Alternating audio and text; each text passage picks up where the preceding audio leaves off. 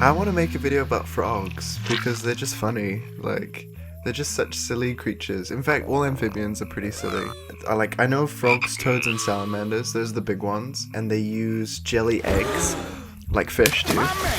And then after they hatch, they like go through metamorphosis like a butterfly or something. And then they lose their gills, I guess. And then they just move on to land and do better things up there. That looks like an axolotl. Yeah, it does. I think there is a story behind why. Some amphibians were like, well, we're underwater already. Let's just stay here rather than moving on to land. So they resisted their own metamorphosis hormones.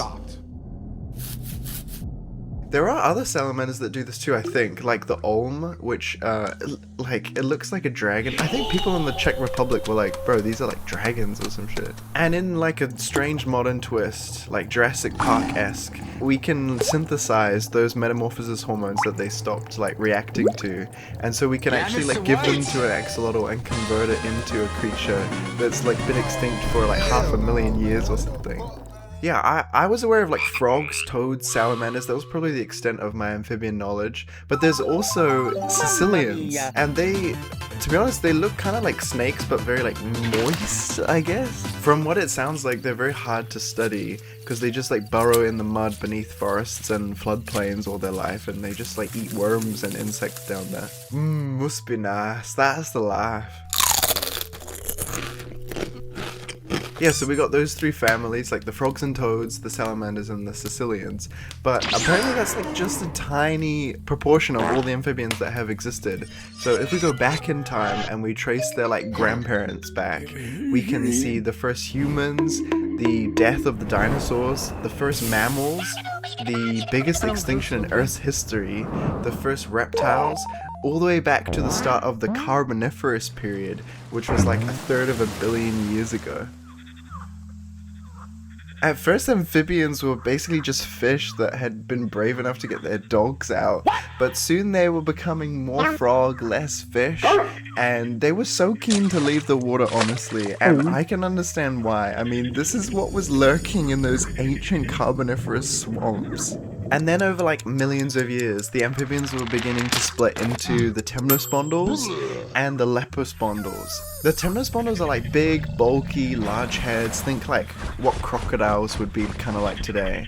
And the lepospondyls are just like wacky, all over the place. I mean, they're just very alien, you know. My favorite one is Koolasuchus, and it has like a boomerang skull, I guess, that is thought to either have given it lift underwater or just like, I guess, get stuck in its predator's teeth. And then there was a side branch of amphibians, which probably came from the Temnospondyls, and they evolved to become very small and inconspicuous, sort of staying out of the spotlight while their big cousins were busy ruling the swamp. Then by the late Carboniferous period, the reptiles were starting to take off. I mean, they had the ability to not even have to go back to the pond, you know what I mean? Oh, where's the pond, honestly? Too much effort. And when you throw in their scales, which conserved water, and their stronger limbs, I mean, the reptiles could access habitats that the amphibians just could not reach. Then over the next periods, the Permian and Triassic, the Earth's climate was becoming very dry, and all of those ancient swamps were just disappearing. The reptiles were able to adapt, but the amphibians were just left behind. Then by the time we get to the dinosaurs, the lepospondyls are extinct, my boys! And those temnospondyls are disappearing one by one. The very last temnospondyl was Koolasuchus, who clung on all the way into the Cretaceous, in a world that had basically forgotten it.